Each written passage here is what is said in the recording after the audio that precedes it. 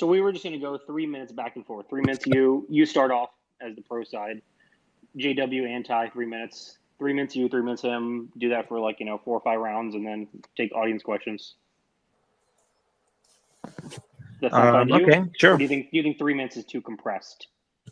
I thought maybe for a If complex anything, idea, it might be a little fast. Yeah. But if anything, I think 3 minutes is too long, but I don't really Okay. care. Let's just do 3 minutes then. All right. Everybody ready? Okay, sure. The floor is yours, Paul, for the next 3 minutes. I'll keep time.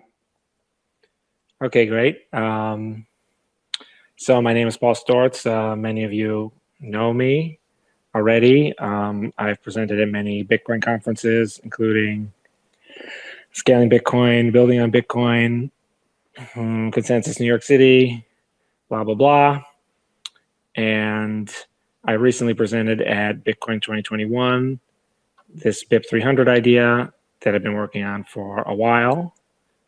And I planned on, well, let me tell you the story about how I got to this point. So in early 2014, I published this peer-to-peer blockchain technology called TruthCoin, which was this Oracle system. And it was favorably reviewed by a lot of people, let's say, including Andrew Polstra and Adam Back, people who are still popular today. And Blockstream published a paper later that year in October 2014 about this sidechains idea. And I was like, oh, great, finally this, because the Oracle system was its own blockchain. And so I was like, well, okay, I'll use this sidechains idea to connect the Oracle system to Bitcoin, and then people will be able to use it. And that'll be great. And that was this idea that they called the skip list in Appendix B of this paper they wrote in October 2014. And so I sort of finished developing TruthCoin, which is the Oracle software. And then I started reading through their skip list idea, and I thought that I could improve it in a couple of different ways. So then I published DriveChain in 2015. And then I got feedback from it at Scaling 3. And then we worked on, I invented blind merge mining in January 2017 at Construct. And then that was all idea stuff, basically. That was like conceptual. And then we worked on the code from 2017 to present. So before then it was just design. And now there is code, and now there's a working Zcash sidechain. So that's how we got to this point. And then there has been a lot of back and forth on reviewing the design. But now we've reached this point where Vake put out a call for anyone willing to debate, and Weatherman answered. So I suppose I'd like to hear what his complaints are, I guess. Got anything else to say, Paul? No, I don't really know. I'm more interested in answering the objections, I guess. I just kind of rambled that off.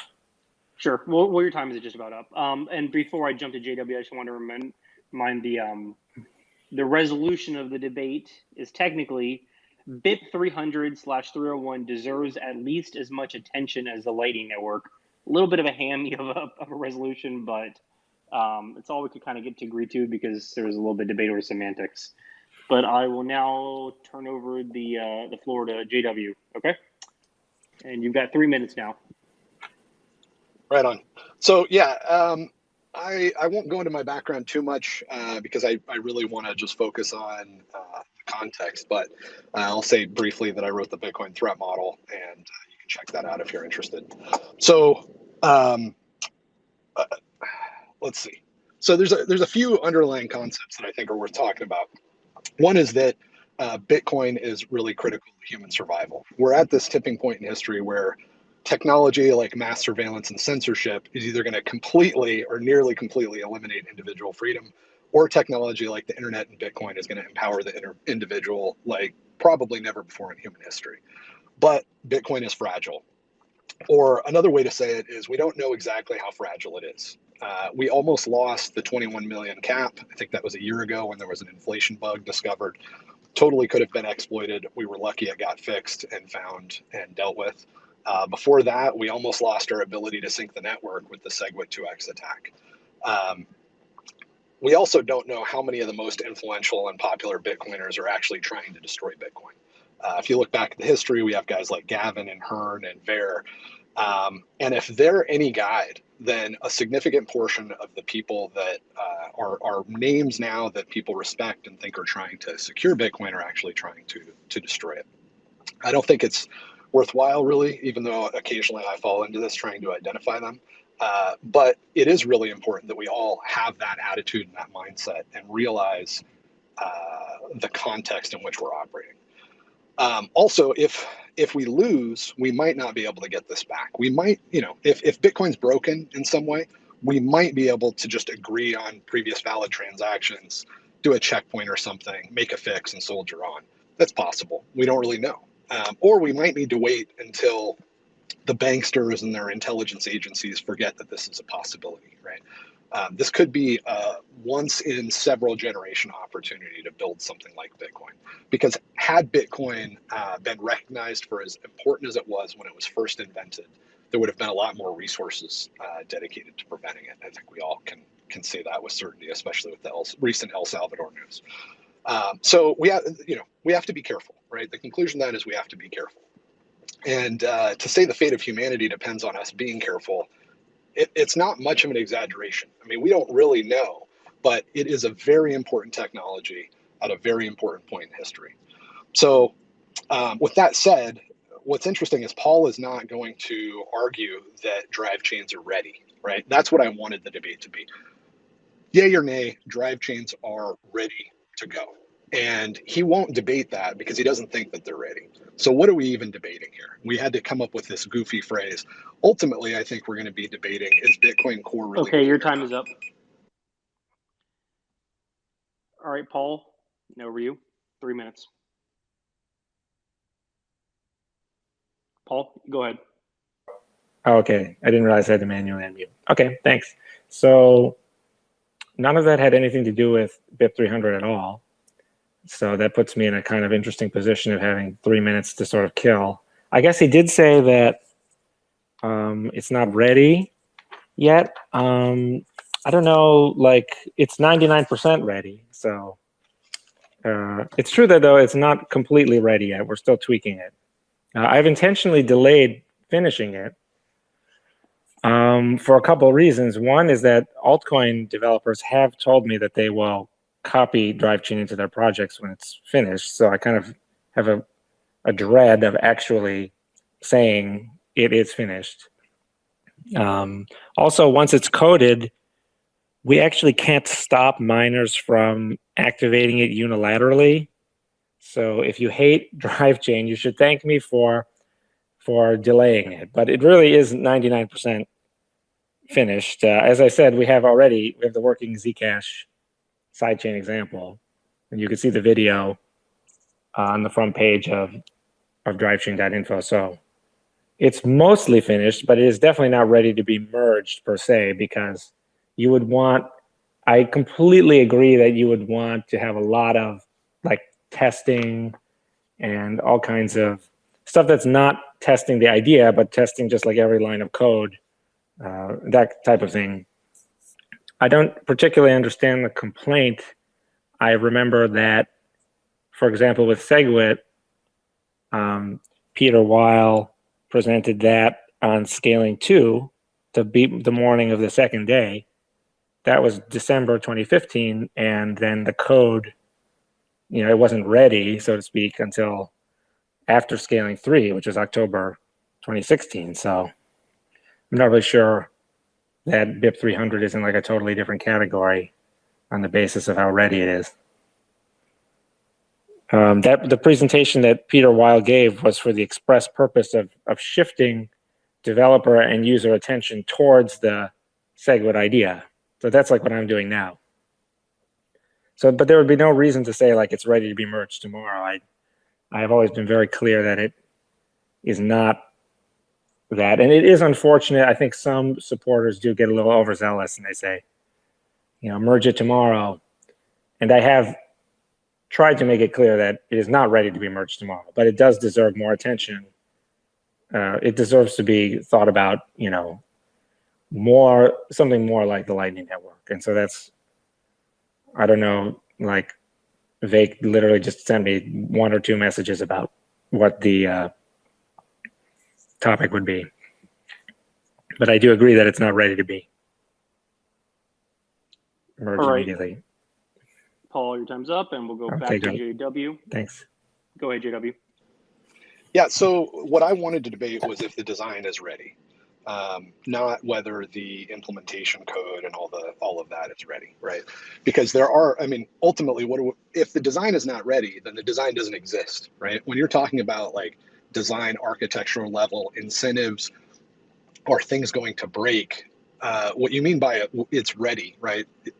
What we mean by like drive chains or BIP 300 or 301 is not the actual implementation code, of course. What we mean is the idea, right? Is drive chains as an idea, as a design, as it's described, solid. And so ready means that other people, sidechain architects, have looked at it. All the people that Paul's mentioned so far, all the people that we respect have looked at it and said, yeah, the design is solid. Then it goes on to the implementation phase where people try to actually write code to implement the design. So what I wanted to debate is, are drive chains ready? Is BIP 300, 301 ready? Is it good? Is it solid? Is it trustworthy? And Paul doesn't want to debate that because it's not. It's not ready. It's not solid. And we're going to go into the details of it, but I do think it's worth making sure that we're on the same page here. Because if it's not ready, we don't know if it will work. In other words, it could cause damage. Paul has argued many times that there's no chance that this could cause any damage to the Bitcoin main chain, right? That all of the risk, if something blows up, is on the side chain. Well, if that was the case, then you could argue that it's ready, because then there's no risk, right? There's no risk to Bitcoin. Why wouldn't it be ready? If it gives us any functionality, no matter how stupid, if it's completely risk-free, why wouldn't we implement it? And if you listen to Paul talk about what it gives us everything. It gives us utopia, right? We can have big blocks safely. We can have Ethereum smart contracts safely. We can do everything safely and completely obliterate the altcoin narrative. So if it's ready and we get all of that, if the design is not flawed, in other words, we're confident that the design is safe, then we should absolutely implement it. But Paul doesn't want to argue that the design is safe. He doesn't want to argue that those BIPs are actually solid. He wants to kind of say, it's not getting the attention it deserves, right? So the important point there is that he's intentionally moving us away from, is this a good design that will or will not break Bitcoin and gives us something, to, are the Bitcoin core developers mean to him or cruel or whatever. So we've moved from like technology to politics. If we're not debating whether the design is solid, and we're debating whether it's given enough attention, the implication there, if you peel that back, is, well, why wouldn't it be given enough attention if it's good? And the only answer, and the answer that Paul has suggested many times over the years, is that the Bitcoin core developers are meanies in one sense or another. So ultimately, this comes down to whether you think that... Go ahead. You can finish your thought. I was just going to say, ultimately, it comes down to whether you think that it's being unfairly ignored. Okay. All right, Paul. Okay, great. So I think this is a lot of meta talk. I'm absolutely, first of all, I presume when someone says is some BIP ready, they mean, is the code ready to be a pull request opened or something. So if all we're talking about is the design, then I'm happy to talk about the design being ready. The design actually has changed very little from the original November 2015 post to today. It's changed almost not at all. So the design is very stable, and I'm happy to talk about the design. As for shifting the conversation from technology to politics, I mean, I thought we were going to come here today to talk about technology. So I'm happy to talk about that in any capacity. We have yet to hear any actual objection to the technology. Actually, it's very ironic that what JWW is saying is it only really applies to him. He's the one who is trying to shift things around to make it sort of interpersonal or whatever, whereas I'm happy to talk about anything related to the design or the implementation of the design or the goals or whatever. So I'm happy to say that I'm happy to argue and claim that the design behind BIP 300 is ready. It's been ready for people to talk about it ever since I published it in November 2015. So as for there being, it's designed so that there's no, to make sure that problems on the side chain do not affect the main chain. So that is the design goal, and that is the purpose. So that is, that it's true that that's what I claim. It's also true that I think if it's such a great idea, why wouldn't we be working on it? Well, that's what I've been saying. So I agree with that. And does it promise us everything? Well, I think it promises us quite a bit. It does help a great deal with altcoin competitiveness, privacy, scalability, interoperability, new features for Bitcoin, good narrative, presenting a good, argument to the world as to why they should pick Bitcoin over the banking system. So I do believe all that. If JWW actually has anything to say about BIP 300, I think he should say it. It's not only that I've said that Bitcoin core developers are meanies. I have said that many of them get paid enormous salaries and have basically there's no oversight on what they do, and they enjoy that state of affairs. I also published an article called, I think it was called Why Drive Chain is Harder to Understand Than Previous Soft Forks, and that I enumerate reasons why. So that's not my only basis for complaint. Although I have made that complaint from time to time. All right, great. JW, the floor is yours. 3 minutes. Yeah, so I am setting up the context here because there's not that much to talk about on the technology side. If you understand the open source development process and you believe that the Bitcoin core developers, and this is not a specific group, right? Anybody can become a Bitcoin core developer that has something to contribute. So there's no gatekeepers here. So if you understand the open source software development process, you don't get frustrated that something doesn't get implemented, right? And you don't like Paul has done for years, in very subtle ways, disparage that group, right? And he just did that. He just said, I have said over the time, and oh yeah, I do not understand why it's not getting the attention. And the reason that he's doing that is to create that question in your mind, right? This is ultimately a campaign against the Bitcoin core developers to convince you that they're not giving it the attention it deserves. And this is not like, hey, I'm putting up a Twitter post, I'd like you guys to look at it, let's have a conversation.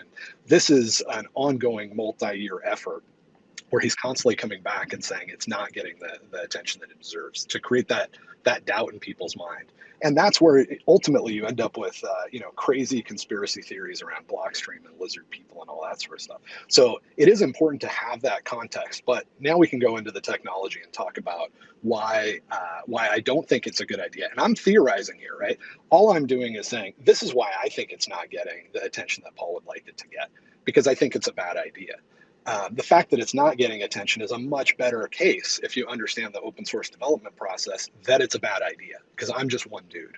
And as a lot of people have pointed out, I'm by far not the smartest or the most capable person to talk about this topic. The reason that I'm here is not, for any other reason than I was trying to explain to Vake why I think it's a bad idea. And he said, hey, why don't we have a debate?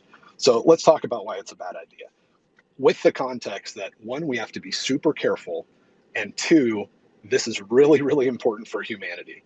So here's some reasons that it's a bad idea. Drive chains rely on completely new incentives. No matter what Paul tells you about how there's no chance that this could affect the main chain, you have to be an idiot to think there's no chance that this can affect the main chain. It gives us all of the things that he claims it gives us, and we have no interest as a community, right? The open source developers have no interest in it, or not very much interest in it, let's say. Otherwise, I wouldn't be the one debating it, right? So miners can steal Bitcoin. That's all you need to know. With this design, miners can steal Bitcoin. With this design right now, or where we're at right now, miners can reorder transactions. That sucks. If we could fix it, we would, but it's the best that we've come up with. That's bad enough. With this design, miners can steal Bitcoin. All right, Paul, good to go? Sure.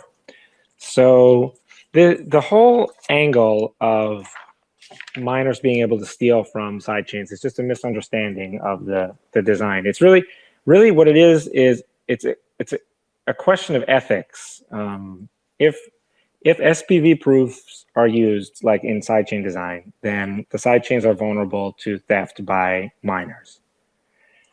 And that was true in the Blockstream paper, and that's true in DriveChain, and that's true for any SPV proof. But that only affects the people who have chosen to opt in, which, at the time, especially in November 2015, when I wrote that, there were many large blockers who said that they would only use SPV mode, and they were totally 100% happy with that security model, actually. So, but instead, if you use something like a mandatory extension block, then it becomes part of the protocol, and BTC now basically becomes like Bitcoin SV or something. So that affects everyone, even the innocent people who may have wanted nothing to do with all the old rules. And it gets even worse than that, because technically it's like a developer tyranny, because you always have to run the latest version. And then that's only if you want to have some kind of interoperability at all. If you don't, then you live in the altcoin world, where you have altcoins, hard forks, you have disagreements about activation. And so people are still affected, because some altcoin or hard fork could try to displace Bitcoin, and then everyone would be very affected if they succeeded.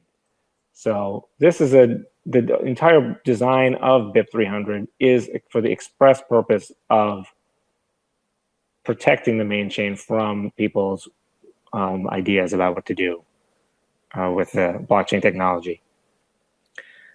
Let me see. I think I tried to write down what you were saying. Let me see. Okay, so first of all, if it's true that if you think the Bitcoin Core developer team is infallible, then you can just outsource all of your thinking to them, and then you never need to think for yourself.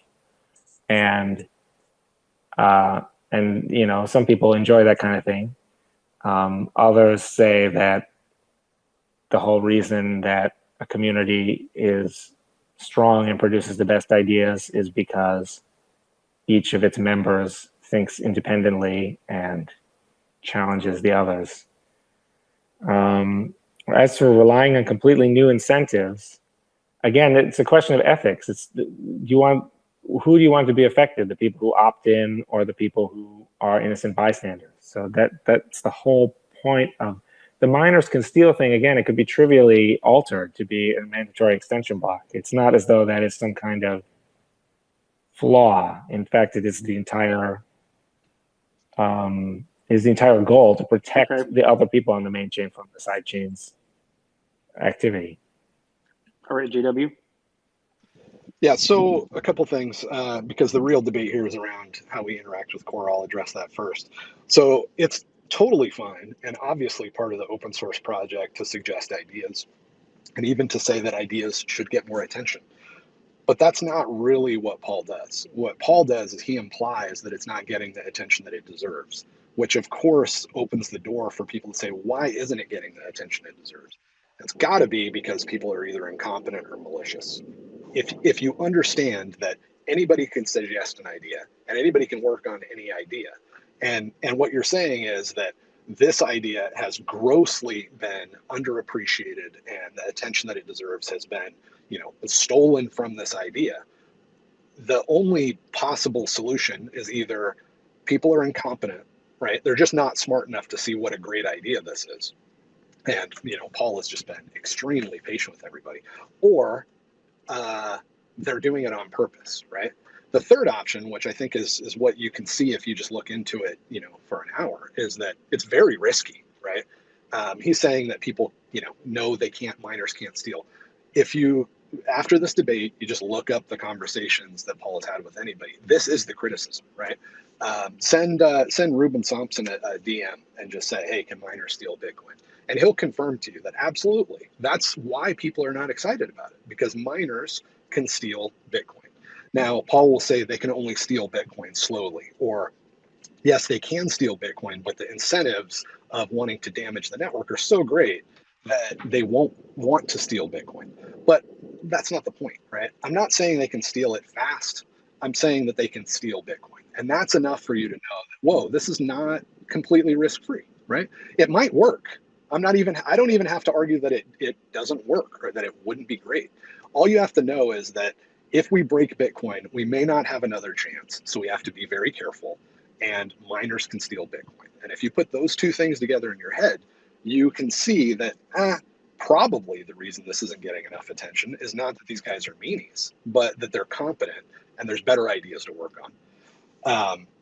And as far as, it doesn't affect Bitcoiners, look, if Bitcoiners, and we have this sidechain and they put funds into it, these are the Bitcoiners that are going to be affected, right? Like Bitcoiners. These are not like alt-tard idiots that are putting money in here or losing. These are people, the same people that we're constantly trying to protect from losing their funds on exchanges. Those are the people that are going to be hurt by this flawed sidechain idea if miners do as I expect and they steal the Bitcoin. That slows adoption, especially if it's unclear in the general public's mind whether actual Bitcoin was stolen or not. And I think that will be extremely unclear if these sidechains get popular. So it will damage Bitcoin adoption. It will take Bitcoiners off the map. All right, Paul. Yeah, that was a lot there. So luckily I was able to write some of it down.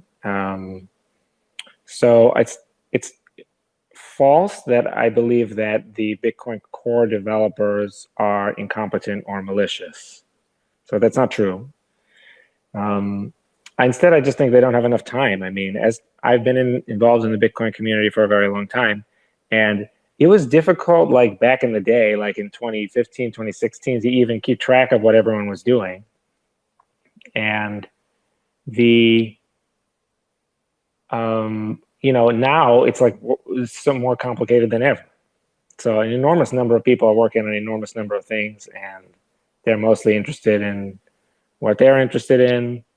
And it's very difficult for me to keep up completely with everything that everyone else is doing. So that's really what I think is going on. I do think there are some quirks. Well, maybe I shouldn't say those things, but I will say another thing that I do think is irrelevant is this idea of responsibility. It's kind of like there's a misincentive at the FDA where if they approve a drug that saves millions of lives, but like 5 or 6 people are misdiagnosed, or they have an allergic reaction to the substance or whatever, then the FDA will be blamed. But they won't be blamed for you never see the million lives that die when the cure was being held up by the FDA.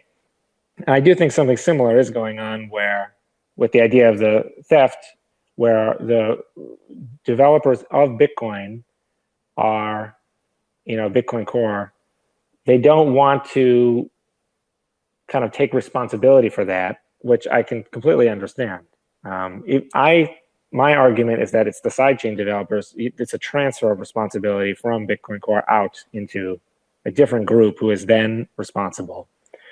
But it's like the free market doesn't guarantee, that everything that you will escape bankruptcy. It's the entire threat of bankruptcy is what keeps businesses honest. So that's something else I wanted to mention, though, is that a 51% hash rate can steal Bitcoin from the Lightning Network very easily with impunity. They just censor all the justice transactions. So if the criterion, which is the agreed upon debate criterion, and the premise that JWW introduced is that you should never pay any attention to something where miners can steal the coins, it's trivial in the Lightning Network for them to do that. I just open a channel with Vake, and I open a channel with JWW, and then JWW pays Vake for BTC, and I broadcast the old state with Vake and the new state with JWW, and then normally Vake would be able to stop that with a justice transaction, but if it's 51% hash rate, you can just censor it with impunity. So you can steal from the Lightning. 51% of miners can steal from the Lightning Network. So, but I don't argue that people should pay attention to Lightning Network. I think people should. Okay, so again, Paul is still trying to make very subtle claims that there's a problem with the Bitcoin core development process, right? That's really what's at issue here. Because if that wasn't an issue, then we would just say, oh, well, it's being prioritized correctly and we're all marching along as, one big happy group, exploring interesting ideas and trying to find what works. But you can't claim that something's not getting enough attention for multiple years and that the process is working. So he's trying to thread this very difficult needle where it actually doesn't exist, right? So earlier he said they enjoy a very lucrative income, right? It was one sentence in passing, but these are the keys that you have to look out for with Paul, because that's actually what he's trying to communicate. He wants you to think that there's a problem with the process and that the incentives are messed up. But at the same time, he'll say, well, I just think they don't have enough time, right? They're just kind of distracted. You can't say that a development team, whether it's open source or even at a company, is completely ignoring the holy grail to go work on things that are not as important and still say that they're competent, right? Part of being a competent development team, part of being a competent, lucrative open source community building good things, maybe the most important part of that is prioritizing what you work on. If you're, polishing the hubcaps when the engine is red lighting, something's wrong, right? That's possibly the worst possible thing that could go wrong in a development process. So he's going to do a good job of like planting seeds here and there like that, but also trying to not be so direct that you guys realize what's going on. He also did this when he compared it to bad incentives, right? So we all know the FDA is a nightmare and it kills people. And the reason that it does that is a combination of corruption and sort of disinterest, right? So when you compare the Bitcoin core development team to the FDA, it has all of those connotations. So what you have to do with a guy like Paul is you have to stop. You have to like hit pause on this podcast if you're listening to it and go, okay, what are the implications of what he's saying? Because he'll never say anything directly. He'll always say it by inference. The core development process, it's open source. Anybody can participate in it. There is no like manager deciding. There's no hierarchy like at the FDA. If you want to implement this and you think it's a good idea and you have the right skill set, then you just implement it, right? And worst case scenario, you fork off from Bitcoin Core and build your own implementation. All of this stuff is addressed in the process. There is no broken part of this. Otherwise, governments would be exploiting that like crazy. And we don't see anything like that in open source projects in general, right? If they're good and they're healthy, they prioritize correctly. He's also trying to be really subtle here in saying that you can steal funds from a Lightning transaction if you have a 51% attack. Here's the key thing that you have to understand. Miners can steal funds versus miners can mess with the order of transactions. That's a very different thing. All right, Paul. Okay. The miners do not have to mess with the order of funds, the order of transactions to steal funds from the Lightning Network. They just don't allow any justice transactions into the blockchain. So they don't, and they actually have a lot of options for how they do that, but it doesn't actually make any difference. So they don't have to change the order of transactions in order to steal from the Lightning Network. And I think the Lightning Network is perfectly secure. I'm not worried about miners stealing from the Lightning Network at all. I just bring that up because his criterion is supposedly that if that's ever the case, then you shouldn't pay attention to it. It's also true that merely having the ability to censor messages from the blockchain is actually enough to just steal layer one Bitcoin transactions, and I presented about that at Building on Bitcoin in Lisbon, Portugal, and I was invited to come speak there by the Bitcoin core developers that supposedly I have all this animosity with. So that's intriguing. One would also wonder how I ended up on the scaling committee, the program committee for Scaling 4, if that were the case, or why I was invited to speak at Bitcoin 2021, but I don't want this to become like a reputation off. This whole thing has become, you have to notice that he hasn't actually said anything about BIP 300 or 301, other than to point out the miners can steal critique, which is not really a critique of BIP 300 at all, since it applies to every single sidechain scheme that is based on SPV proofs. And as I tried to explain earlier, if you do not want that to be the case, then the only other two options are much worse.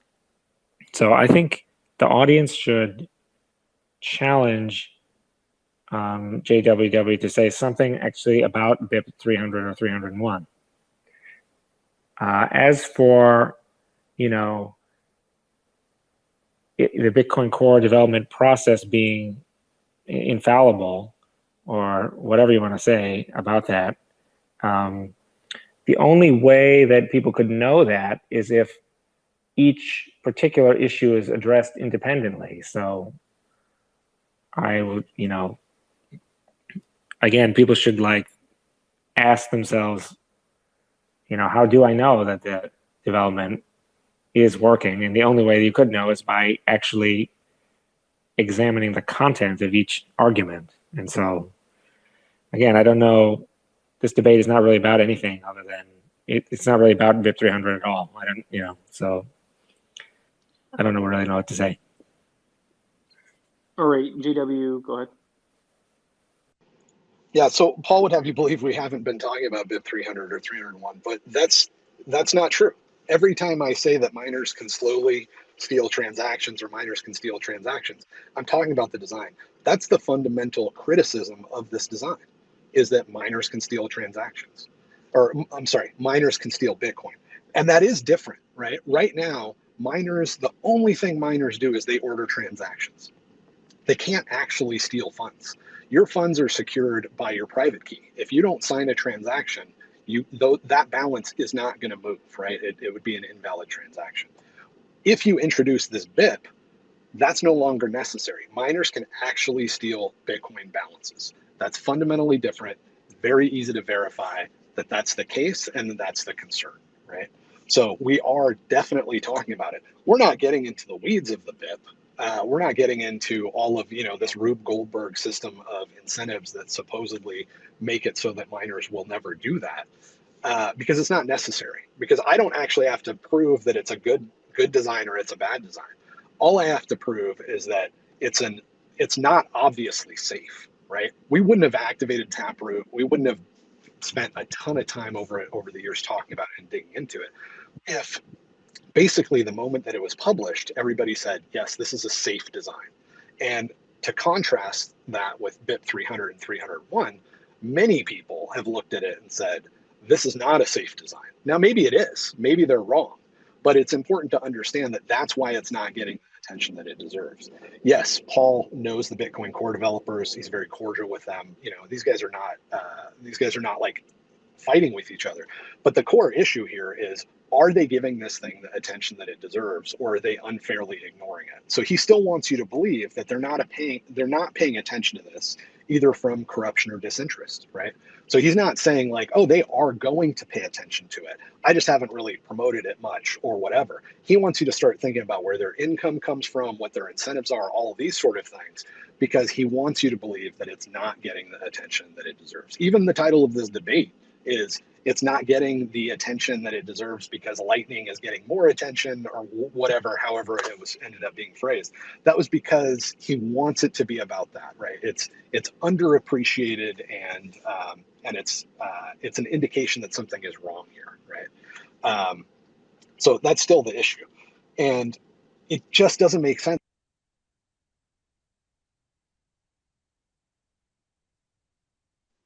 We lost you, JW. Oh, good. I was wondering if it was me. All right, well, JW's time is just about up unless I hear from him. I'll give him a few more seconds. Okay, well, we kind of debated a lot about things around the actual BIP itself, the incentives of the core developers, the approval process for core, the merge process. I kind of wanted to hear a little more about the actual attacks on Bitcoin that are theoretically possible. I know JW talked a lot about, the miners can steal the money from the drive chains, but what is the threat to the Bitcoin main chain to somebody who is completely, let's say, agnostic about this sidechain existing, just runs a basic Bitcoin core full node? Maybe I'll start with JW. If JW, can you hear me? Let me invite you back up again. So I want to see if JW could talk about what the threat to Bitcoin itself would be, and then Paul could respond to that. Okay, well, JW, until you get back up on stage. It does say connecting. Paul, go ahead. For him, I don't know if his connection died. It's my assassins found his ISP. Okay. Well, Paul, JW did bring up numerous times that miners could steal coins from a drive chain. So maybe you could address, like, does this have any impact on the security of somebody who's not involved in that particular drive chain? What are the potential attacks on Bitcoin itself, the main chain, from miners, I guess, stealing these coins, or any other potential attack that you've heard raised against it? Well, I just like to point out that it's not as though like the miners just show up and take the coins in the very next block, and then the coins are totally defensive. I got dropped there for a second. Don't mean to interrupt, but just wanted to let you know I'm back, and I don't know when I got cut off. Let's just give Paul a few minutes to talk about. Well, unless actually, I did want to hear you first, JW. You said that, so you brought up that miners can steal funds from a drive chain. I want to hear a little more about what the attack on the Bitcoin main chain could conceivably be. So if you want to kind of discuss that for a few minutes, and then we'll throw it to Paul. Does that sound good? And then we'll give audience questions. So just to be clear, when did I get cut off? It was about the last 20 seconds you had of your last round. Okay, great. All right. So in that last what would be a threat to the Bitcoin main chain that you'd see possible? So the issue is that miners can steal Bitcoin, and that's not obviously safe. So I have written about how I think they could profit from doing this, but I don't even have to. I really don't have to go there to win, in the sense that it's very obvious why this design hasn't been given more attention. If you dig into it enough to understand that miners can steal balances, they never could do that before. And so if it is a good idea, it has to be approached with incredible fear and trembling, incredible humility. And if it's not getting attention, it's a pretty obvious indication that a lot of folks don't think this is a good idea. All right, Paul. So, response. Sure. Well, I mean, this is a lot of meta talk. It's not actually about the idea. It's about what other people think of the idea. But I would wonder if JWW is concerned at all for his own argument since it's become apparent over the last 12 months that this idea is rapidly getting more and more attention. So now isn't this circular reasoning now going to cut against his argument? I suppose. I mean, this is if he's determined to avoid talking about any actual issue, and he only wants to talk about how much attention it's getting, which is meta talk that is not about the subject at hand. But I just thought I'd throw that out there, since this debate has veered so wildly into that off-topic direction. Do you think that miners stealing balances from a drive chain presents a threat to main chain Bitcoin holders? That's what I want to know. No, I don't. And in fact, as I presented, many sidechain designs are such that they are actually bad for the entire ecosystem as a whole.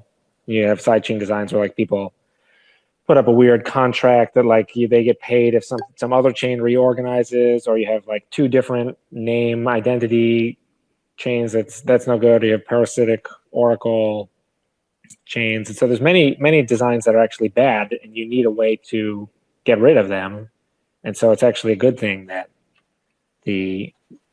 there is something in place to hammer out a bad sidechain. So I don't think that's the case at all. I mean, there's always the question of what affects the market price, but that's innumerable things affect demand. So none of them is really specific to BIP 300 versus the Blockstream skip list versus any other number of features that could be good or bad or experimental or Sure.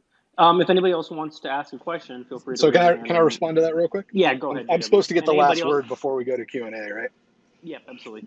Okay, so yeah, the fact that miners can steal Bitcoin, that's a significant change. And that's really, again, all you need to know about the design for me to be able to win the debate.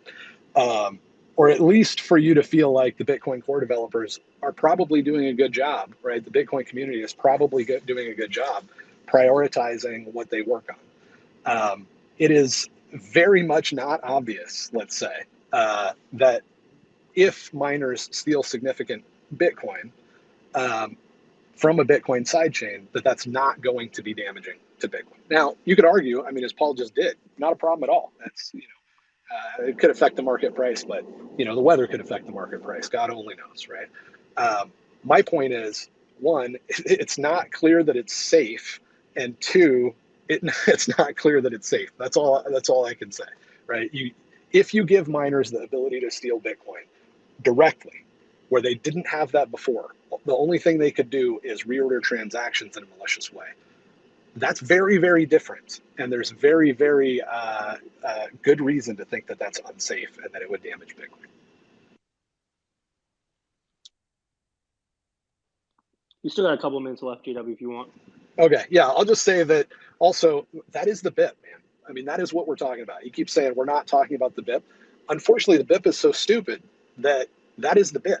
And that's the only objection that I've really heard is that, hey, we're not really sure that it's a good idea to let miners have the ability to steal Bitcoin.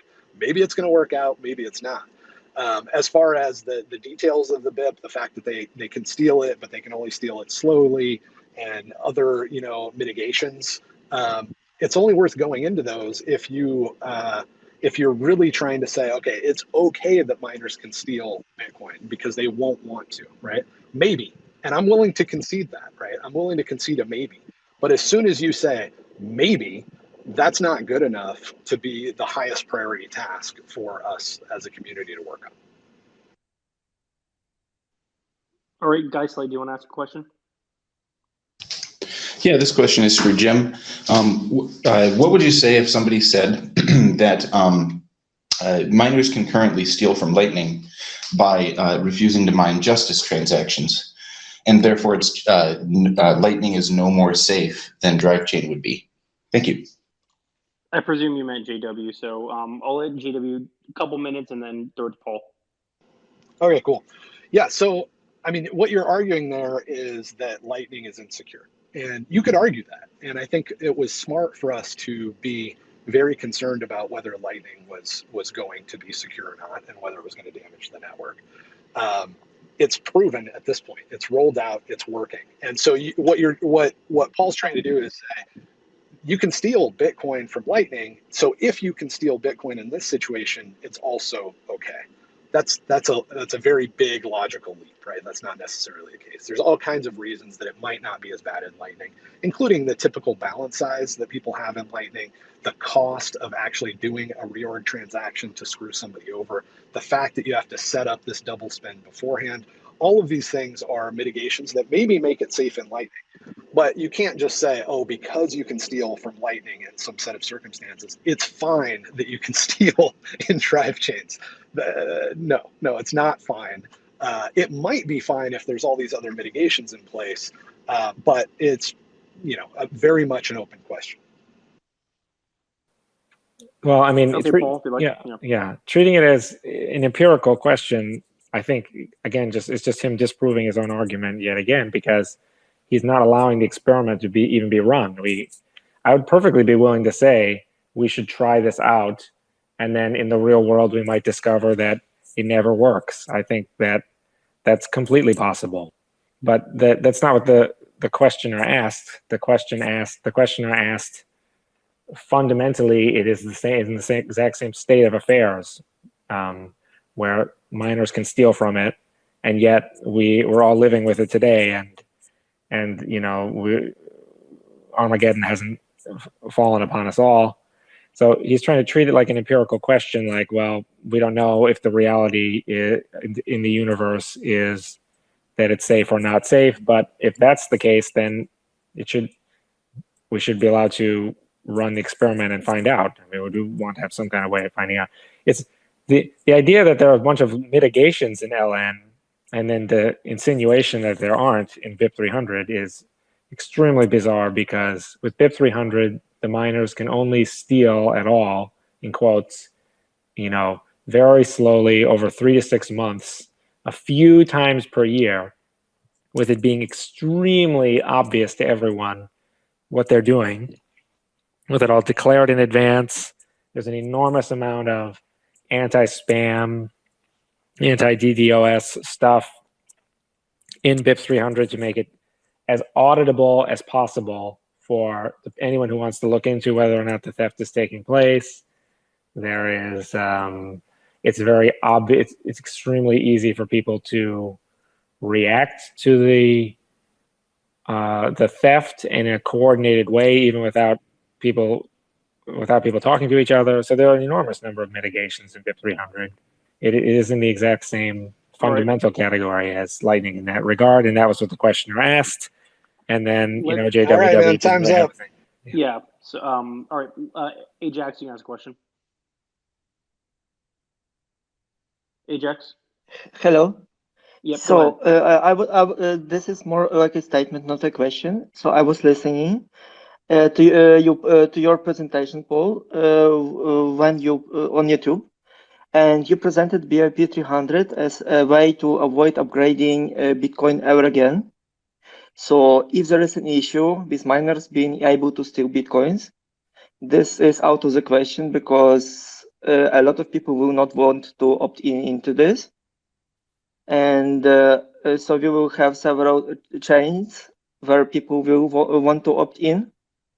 And there is also questions that at some, so like if Bitcoin Core becomes responsible for maintaining the security on those chains too, they will have to upgrade the protocol in a way that does not break security of the side chains too, and this makes the task much more difficult. And also, like, if there is any chance that Bitcoin can be stolen, BIP 300 cannot become a path where Bitcoin Core will be upgraded in the future because this is not the way protocol is supposed to work. Let's let Paul take a couple minutes and then JW can respond to that. Well, I would think that Bitcoin Core developers would not take responsibility for anything other than Bitcoin Core. I think that's very healthy for people to only take responsibility for what they have control over. What I was imagining in my head was you'd have the Bitcoin Core we have today, which is extremely functional and used by many people. That's what we have now, and many people enjoy it a great deal. We would still have that. And then I was thinking we'd have like maybe two competing kind of like Bitcoin 2.0 chains or something, and they would be run by people who hate each other. It'd be like Wasabi versus Samurai or something. And then they would compete for adding new features. But I think most people just want to be able to send money from one place to another. And so truly conservative users would just use the base chain and the base layer 1 chain, and they would not use either of the two Bitcoin 2.0 chains that are encumbered by the risks associated with BIP 300, which of course do exist. But I do think that there is something to be said for the risk of updating the protocol. With SegWit, we had a mandatory block size increase that suddenly somehow became popular among small blockers, and that was something that was an upgrade to the protocol. And I don't know if we should keep doing that kind of thing forever. I think that's its own risk. Okay, JW, you can go ahead. Yeah, no, I think you're absolutely right. It's very obvious that it's not obvious this is safe, right? And that's the bar that you would have to make for it to get prioritized, for a lot of people to get excited about it and start working on it and volunteering their time, right? There are not misaligned incentives here. We don't have, lizard people and Blockstream controlling Bitcoin Core. it works. The reason that people aren't working on this, if that's the complaint, which of course, now it's not the complaint. Now people are working on it, right? But before it's not getting as much attention as Lightning Network, and it should. So it's kind of hard to pin Paul down on this stuff. But as far as the mitigations go, yes, there is the ability to steal Bitcoin if you can reorder transactions in some very convoluted and narrow ways on Bitcoin right now. It's a different set of mitigations and different convoluted, let's say, ways with drive chains. So the question is, are there enough mitigations in place? Now, Paul hasn't even tried to say, yeah, miners can't steal for this reason or that reason, which you would think that he would. Instead, he's just saying, hey, it's completely fine that they can steal because you can steal on Lightning Network. It's kind of a ridiculous angle. At the end of the day, though, what Paul is saying is they can steal slowly. They won't, and this also requires a change to Bitcoin Core, right? We got SegWit. It was basically a security fix for transaction malleability. And then other people were able to work on Lightning Network. He wants us actually to change Bitcoin Core. He wants us to change the Bitcoin network so that you can steal only slowly. And his claim is that if you can only steal the Bitcoin slowly, you won't steal it because it will hurt the price. But this is also a very narrow, weird spot, because if you can trust miners not to steal, period, if you can trust them not to steal quickly, let's say, then we don't need to make any changes to Bitcoin. And he can just roll that out. So you have to believe that they will steal quickly, but they won't steal slowly. Maybe that's true, but it's certainly not obvious. All right. Joe, you want to ask a question? Yeah, thanks. This is to both of them. Is there any risk to someone's Bitcoin if we merge the BIPs and that person doesn't use the sidechain? They don't want their coins at risk. So are they affected at all if we merge the BIPs and nobody uses the sidechain? To both speakers, please. Thanks. Let's start with JW and then go to Paul. Yeah, so Bitcoiners kind of understand that we're playing a bigger game than just trying to keep our own coins secure. We need to increase Bitcoin adoption to win. It's not just about number go up, it's about human freedom, right? We don't know how much time we have before the technologies that are being developed and released into the world are going to create a dystopia. And so we need to, as quickly as possible, see things like El Salvador adopt Bitcoin. So that's the issue. The issue is not whether your individual coins would be stolen. If you don't use the sidechain, of course, that's the case.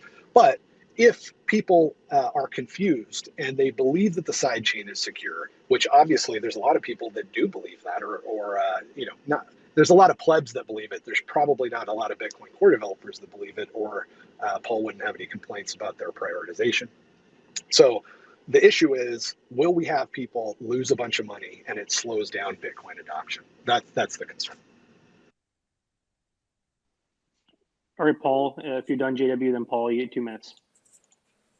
Yes, the questioner asks if BIP 300 and 301 are merged and they never use any of the side chains, can they ever be affected? And the answer is no, they cannot be affected at all. In fact, the way BIPs 300 and 301 are designed is that they have an even lighter touch than SegWit in that you don't even have to run, you can run a version that doesn't even have the BIPs merged and it will still sync to the network.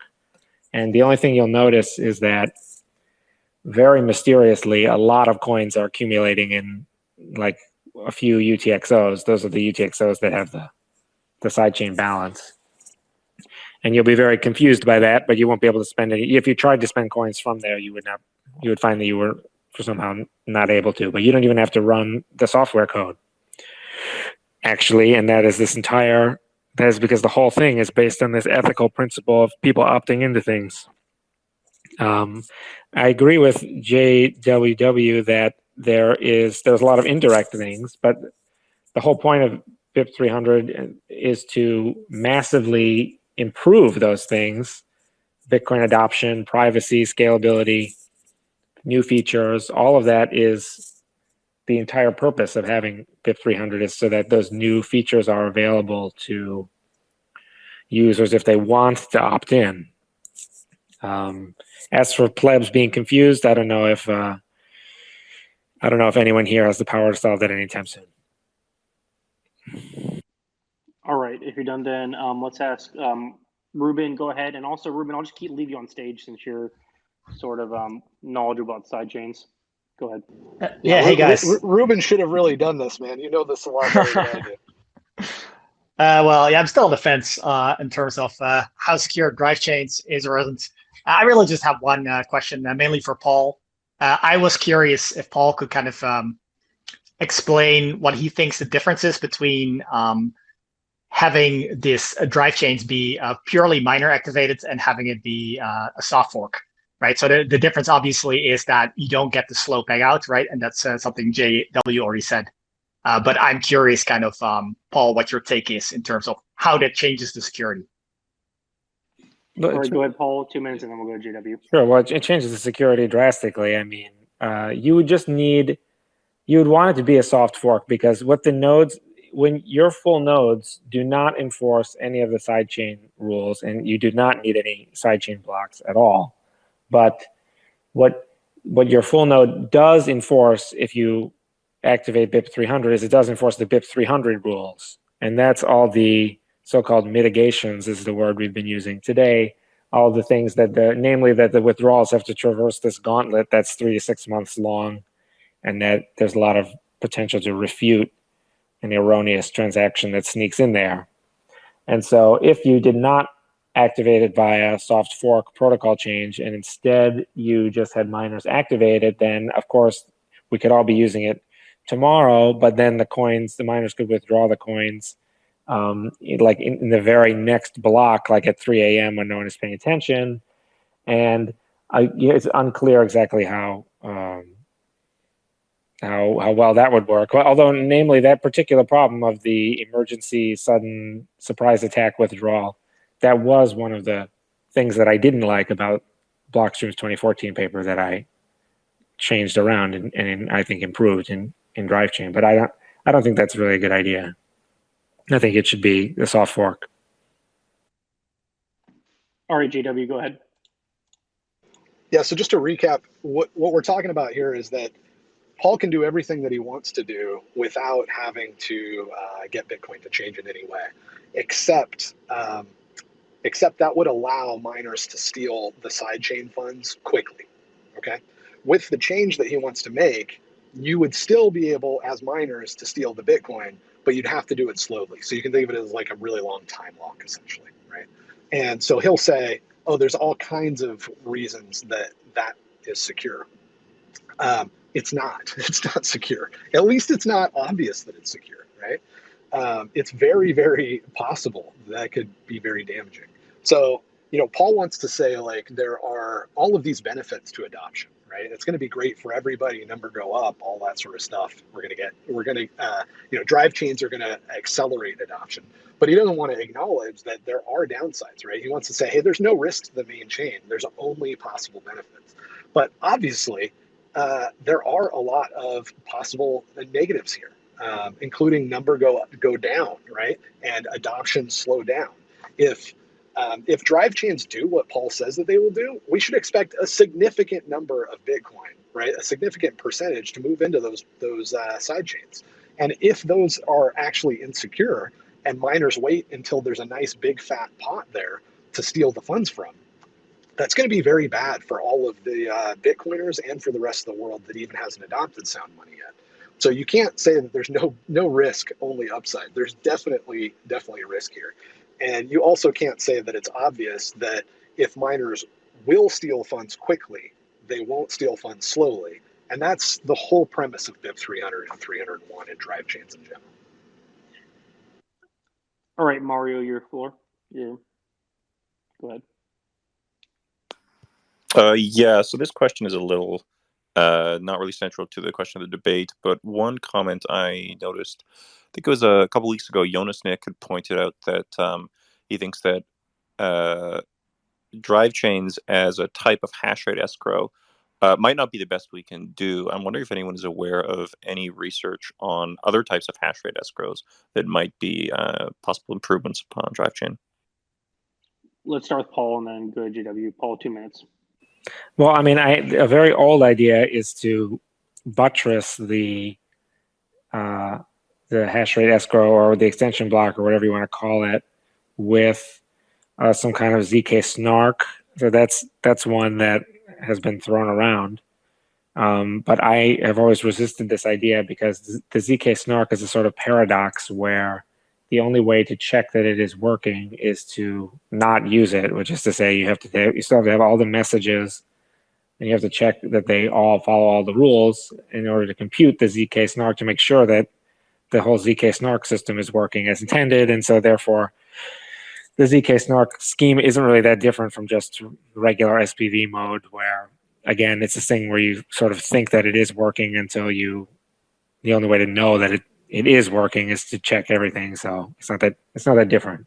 That was the big one. I don't know what Jonas Nick had in mind when he said that. Maybe someone can find out. I don't know. All right, JW, go ahead. Yeah, so there are actually quite a few ideas to improve on that. As Paul mentioned, this idea is, basically, as I understand it, the fundamental idea behind sidechains in general, right? And Blockstream had this idea to do this sort of concept a long time ago. And they pivoted because they realized, and Matt Corallo, there is a podcast from way back when where Matt Corallo goes into this. He's the one that came up with this idea of this kind of hash rate escrow concept or whatever. And they decided that it wasn't a good idea, that it was too risky from a security perspective. They thought that it would blow up and it wouldn't work. And that's why they moved to a federated model. A federated model is basically exactly the same, except you also have this additional layer of security where the members of the federation are also securing the coins in addition to the hash rate, right? Because ultimately, you could just roll this out in a time lock, right? And people could steal the funds and you wouldn't care about it. But Liquid, the people that designed it were like, no, this is not a great idea. Let's make sure that that we have these federation members and they're responsible for securing it. One of the really goofy things about this is that the mitigation is like, okay, well, if somebody steals the funds slowly, the ultimate mitigation is that we can do a fork, right? We can just censor that transaction. But that's the definition of a consensus failure. And that's exactly what Bitcoin was designed to prevent. So that's not a fix, right? That's not a solution. That's the definition of a nuclear explosion, right? Like that, you don't mitigate a nuclear explosion by getting out, a fire hose. You try to prevent that from happening in the first place. Maybe you can add something here. Jonas Nick, I think his post was more about the BIPs themselves and kind of how they changed Bitcoin. And I think he was thinking more along the lines of, isn't there a simpler way to implement the same thing? So it wasn't directly, I think, whether or not we should do something like drive chains, but more like, how do we want to do it if we were to do it? And also related to that, this is something that JW, you're probably not going to like, but I sort of kind of looked into how you could potentially do something like a slow peg out with confidence. And it looks like, depending on what type of confidence we will get into Bitcoin at some future date, it looks like you can sort of do the slow peg out with a confidence structure as well, which sort of means that either we have to reject advanced confidence from Bitcoin in order to reject drive chains if you were against it, or we're going to get something like drive chains when that time comes, regardless of whether BIP 300 and 301 make it into Bitcoin. Can I respond to that real quick? I'll be fast, and then, or actually, can I have 2 minutes and then Paul goes for 2 minutes? Yeah, go ahead. Okay. So a couple of things about that. One is that I also wanted to mention space chains and soft chains because those are Rubin's concepts, and I think those are improvements on drive chain as well. So there is definitely, and actually, I think, correct me if I'm wrong, Ruben, when my time is up here, but I believe that you can do everything that Paul wants to do with space chains. The only difference is you have a proof of burn system. So if you want to run a bunch of altcoin, stupid experiments and blow stuff up, you can do that, but it's going to be very, very clear it's not Bitcoin because you can't move it back. As far as trying to prevent drive chains, if you can implement drive chains without making any changes to Bitcoin Core, that's analogous to being able to create a custodial solution, right? I'm not that worried that something like Binance or Binance Chain or even Coinbase is going to say, hey, we have all these features and you can move your Bitcoin into it. Ultimately, my concern is that people will think that they have Bitcoin, right? And this has been a criticism of Liquid, and I think it's a valid criticism, and it needs to be emphasized again and again. But it gets a lot more difficult, I think, with drive chains, especially if Bitcoin Core implements a change to enable them, right? It's going to be presented as an upgrade to Bitcoin, and people are going to run around like idiots, and put funds in here, and it's going to blow up. And it's not going to be as easy to explain as when a custodial solution goes under. So if it's done, that is what it is. And I think as a community, we'll just have to do a good job of explaining that you're not on Bitcoin anymore. Ruben, if you want to jump in and then Yeah. go to Paul. Yeah, just to react to that, I don't think space chains do kind of a subset of what drive chains do. If drive chains work as Paul thinks it does, then basically that would make space chains pretty much pointless. Maybe there are some niche use cases there, but I would say drive chains are kind of superior in terms of what it could potentially do if it actually works as Paul hopes it does. So I don't think it's quite like the replacement, but I guess you could make the argument that at least it makes drive chains slightly less at least some of the things we can do with drive chains we could do with space chains, but I don't think it's a straight up replacement. Sure, because you can't move the coins back, right? Yeah, I mean you would get a chain that basically doesn't really have this kind of Bitcoin store of value token. So if you have with a drive chain, you can literally move your Bitcoins to another chain, and then you can use those Bitcoins in any type of smart contract that you want.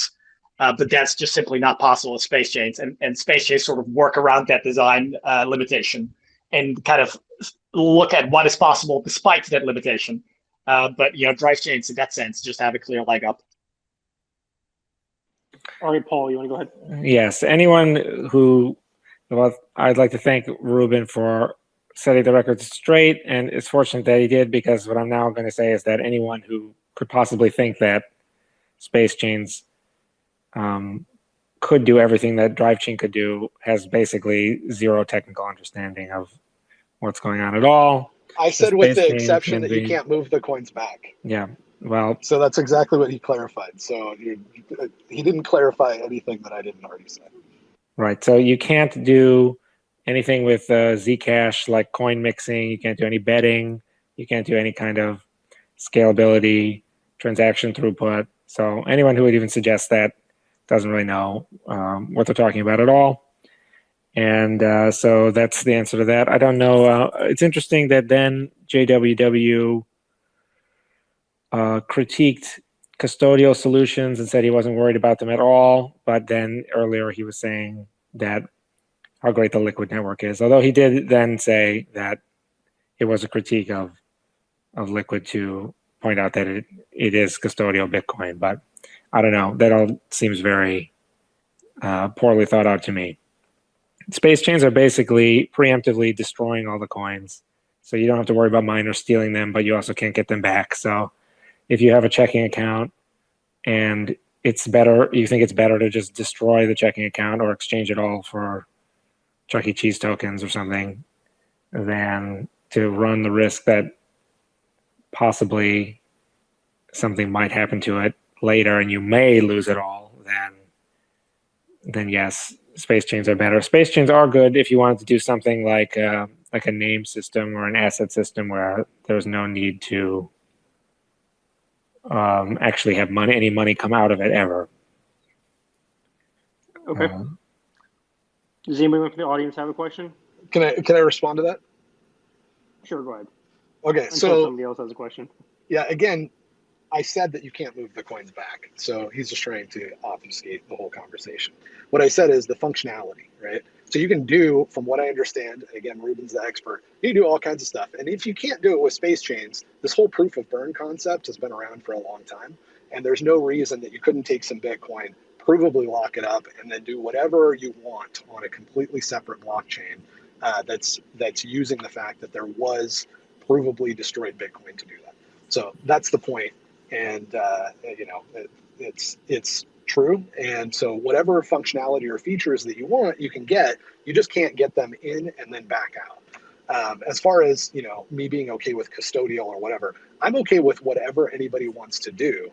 But if somebody does something that's likely to deceive a lot of people and slow the adoption of Bitcoin, I'm not a fan of it.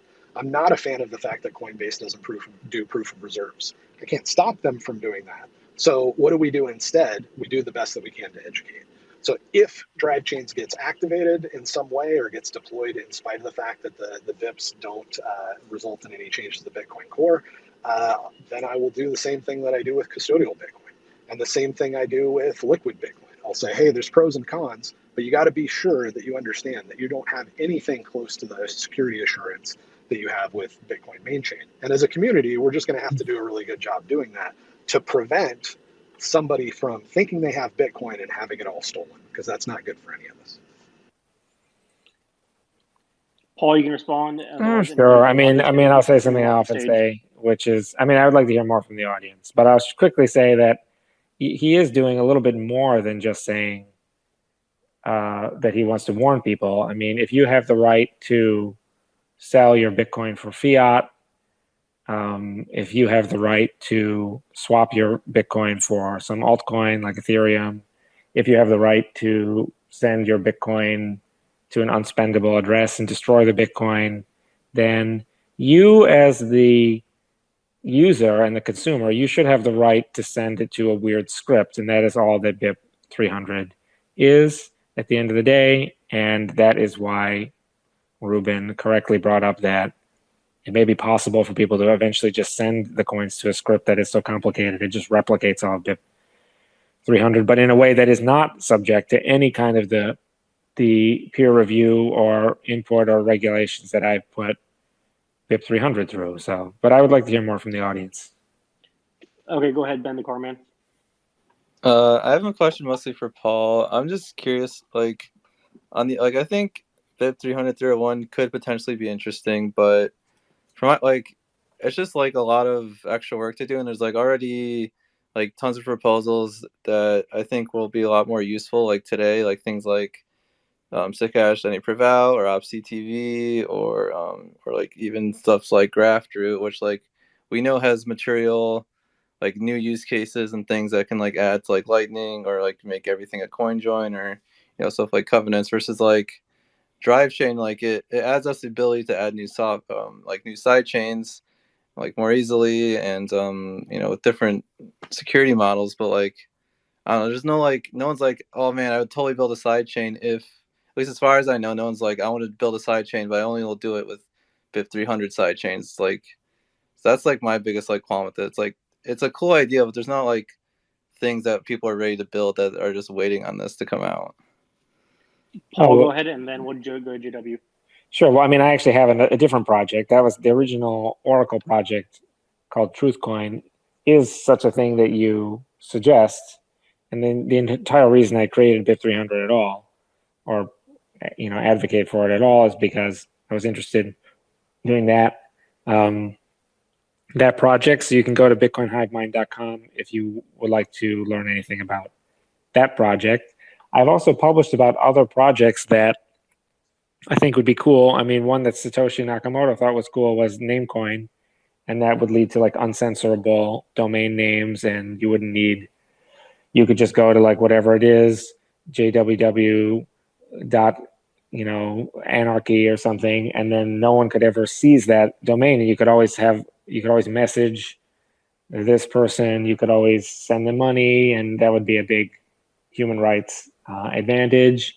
We could have, I think that I wrote a post called Thunder about sidechain scaling.